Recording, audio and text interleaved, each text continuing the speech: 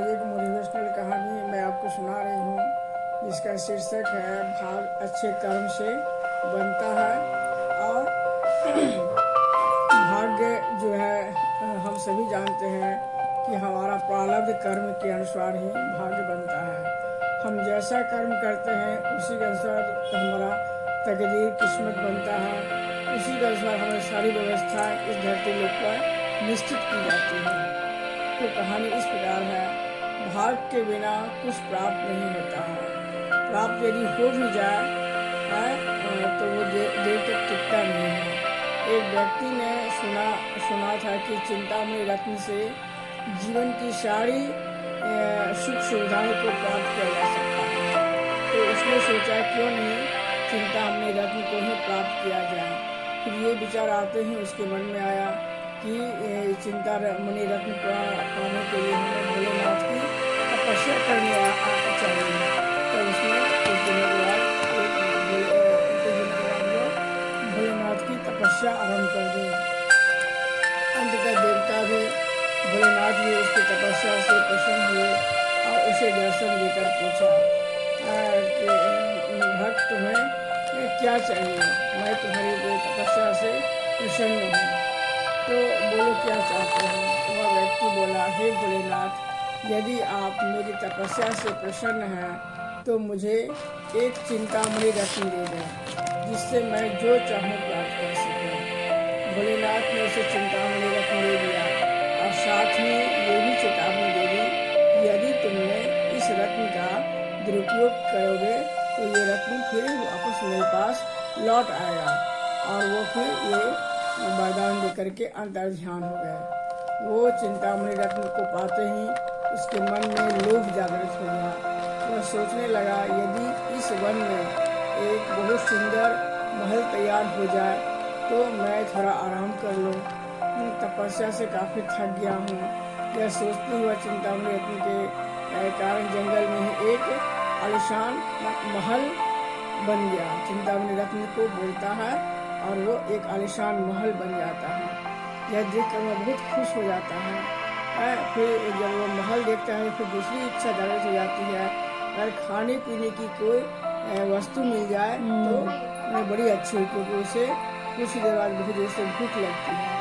वो सोचा यदि नाना प्रकार के स्वादिष्ट व्यंजन मिल जाए तो मैं अपनी भूख मिटा सकूँ। यह सोचते ही सोने की थाल में 56 प्रकार का व्यंजन स्वादिष्ट भोजन उसके सामने में आ गया। उसने पेट भर भोजन किया। भोजन के बाद उसका नींद आना भी स्वाभाविक है, हर आदमी को आता है, हर मनुष्य को आता है। भोजन के बाद निद्रा आती है। उसने फिर मन में सोचा, अगर इस महल में एक सुंदर सा पलंग जिस पर मुलायम गद्दा बन जाए तो हमें आराम करना है। तो फिर वो ऐसे ही चिंतामणि रत्न को प्रणाम करता है। फिर एक सुंदर सा पलंग आ जाता है, उस पर गद्दा सुशोभित हो जाता है और तकिया कंबल सब लग जाता है और वह आराम करने लगता है। इधर भगवान ने सोचा, यदि ये भक्त हमको बहुत तंग कर रहा है, हर हमेशा ये रत्न से कुछ मांगता है, उसे बिना परिश्रम कहीं सब कुछ मिल जाता है और इसकी इच्छाएं तो समाप्त हो ही नहीं रही है,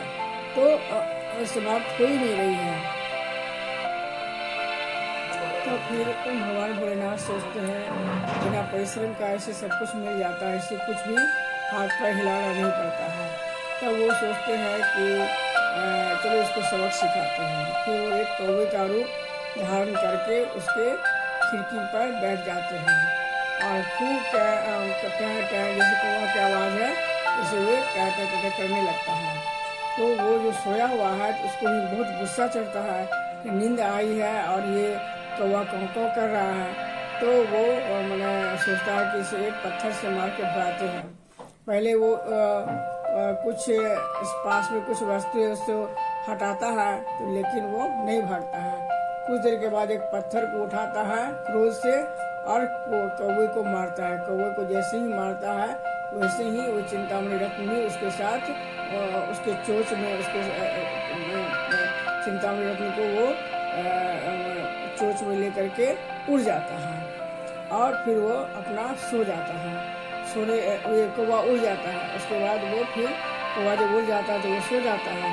फिर वो जब सो के उठता है, फिर उसको बहुत जोर से प्यास लगती है, तो फिर वो रत्न को खोज रहा है, रत्न को, लेकिन रत्न तो उसको मिल नहीं रहा है, क्योंकि रत्न तो वो पत्थर को समझ के वो उसको फेंक देता है कौवा पे।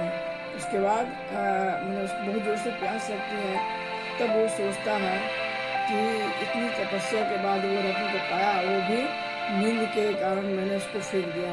फिर आकाशवाणी होती है कि भगवान भोलेनाथ कहते हैं कि मैंने तुमको कहा था कि जिस समय जिस दिन तुम इस रत्न का दुरुपयोग करोगे वो तुम्हारे नसीब से चला जाएगा। मैं कौवा बनकर आया था, तूने मुझे पत्थर समझकर मारा, इसीलिए वो रत्न चला गया। तो कहने का मतलब ये है, जो नसीब में रहता है वही मिलता है, और जो नसीब में नहीं रहता है मिल भी जाए तो वो चला जाता है। इसलिए अच्छा कर्म करना चाहिए। मनुष्य का भाग्य जो है अच्छे कर्मों से बनता है और बुरे कर्मों से खराब हो जाता है। इसलिए हमेशा अच्छे कर्म करना चाहिए, चाहे समय जैसा ही हो, वो कुछ देर की है बात, लेकिन समय अच्छे कर्म करने से हमारा भाग्योदय कुछ न पल के बाद हो जाता है। हर हर महादेव। अगर भाग्य में कुछ न हो तो भगवान द्वारा दिए जाने के बावजूद भी कुछ पास नहीं रहता। भाग्य पुण्य कर्मों से बनता है, दान देने से बनता है, अच्छे कर्म से बनता है। जो भूखे को रोटी देता है, प्यासे को पानी देता है, ये पुण्य का काम है और इससे हमारा भाग्योदय होता है। यह मानव जन चिंता मणिरत्न ही तो है जो प्रभु के पास से मिलता है। यह जीवन सुख भोगों से को गंवाकर नष्ट करने वाले व्यक्ति को का भाग्य उदय नहीं होता है, क्योंकि जब हम कर्म ही बुरा करते हैं फिर अच्छे फल की कामना नहीं करनी चाहिए। इसलिए हमें हमेशा अच्छे कर्म करना चाहिए और बाकी सब भगवान भोलेनाथ के ऊपर छोड़ देना चाहिए। हर हर महादेव। आज मैं एक छोटी सी मोटिवेशनल कहानी आपके सामने मैं लेके आई हूँ, जिसका शीर्षक है प्रभु पर विश्वास रखें। भरोसा सबसे बड़ा, भक्ति की सबसे बड़ी नींव भरोसा होती है। अगर भरोसा है तो ईश्वर है, और भरोसा नहीं है तो ईश्वर नहीं है। इसीलिए भगवान को पर भरोसा रखकर हमें अपना सब काम करना चाहिए, और यही सबसे बड़ा साथी, सबसे बड़ा मार्गदर्शक जीवन में होता है, जो मनुष्य को अच्छाई की ओर ले जाता है।